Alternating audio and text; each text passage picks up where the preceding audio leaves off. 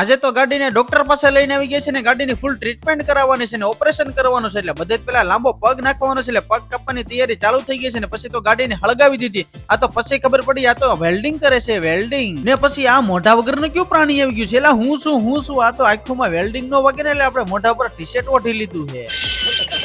ને પછી બીજે દિવસે સવારમાં ગાડીને ગ્લુકોઝ નો બાટલો સડાઈને આપણે દિલની સર્જરી કરી નાખી છે. ને પછી આપણે આવી ગયા 100 કાર્ટૂન ના ગોડાઉન માં, કારણ કે આપણે સેલ્સમેન ની નોકરી કરી છીએ. આપણે થોડો ઘણો સામાન લેવાનો એટલે આપણે સવારમાં સામાન લઈ લીધો છે ને પછી ગાડીને કરી દીધી છે 200 ની સ્પીડમાં અને આપણા માથા કરતા તો મોટું તરબૂચ જેવડું હેલ્મેટ પહેરી લીધું છે. ને પાછું સેલ્સમેન ની નોકરીમાં અડધો દિવસ તો આપણે ગાડી હાંકવામાં જ વિયો જાય. ને પછી આપણે આવી ગયા છીએ બાબરાના માર્કેટમાં ને ગાડીની બે બાજુ આપણે બોક્સ બાંધી દીધા છે ને પછી આપણે અવાજ મારવાનો છે, પાણીપુરી વાલા બોલે પાણીપુરી વાલા.